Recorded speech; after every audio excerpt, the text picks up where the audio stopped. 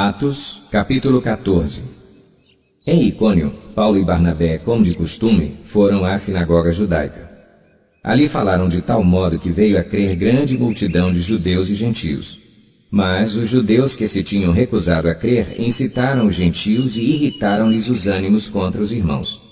Paulo e Barnabé passaram bastante tempo ali, falando corajosamente do Senhor, que confirmava a mensagem de sua graça, realizando sinais e maravilhas pelas mãos deles. O povo da cidade ficou dividido.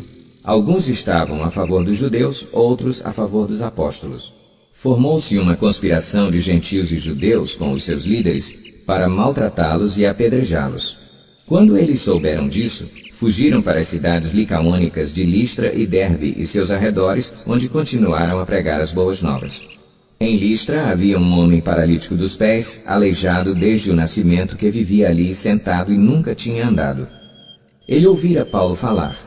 Quando Paulo olhou diretamente para ele e viu que o homem tinha fé para ser curado, disse em alta voz: "Levante-se, fique em pé." Com isso o homem deu um salto e começou a andar. Ao ver o que Paulo fizera, a multidão começou a gritar em língua licaônica: "Os deuses desceram até nós em forma humana." A Barnabé chamavam Zeus, e a Paulo Hermes, porque era ele quem trazia a palavra.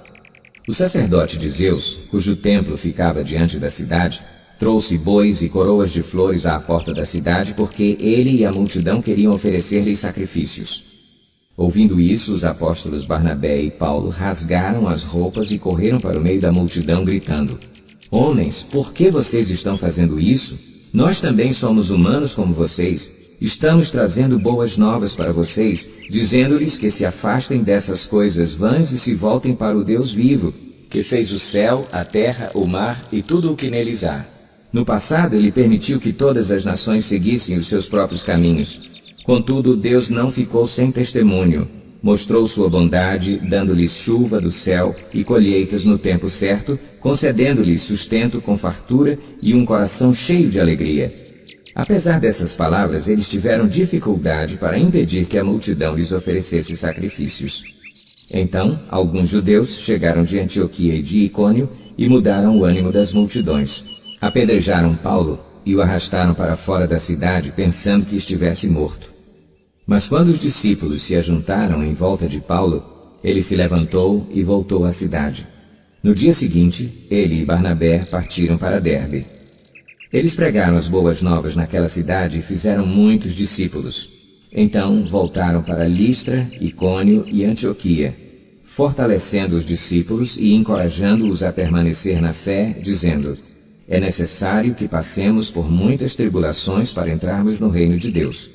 Paulo e Barnabé designaram-lhes presbíteros em cada igreja. Tendo orado e jejuado, eles os encomendaram ao Senhor, em quem haviam confiado. Passando pela Psídia, chegaram a Panfilha e, tendo pregado a palavra em Perge, desceram para a Atália. De Atália navegaram de volta a Antioquia, onde tinham sido recomendados à graça de Deus para a missão que agora haviam completado.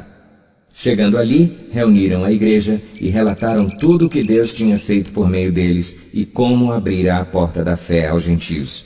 E ficaram ali muito tempo com os discípulos.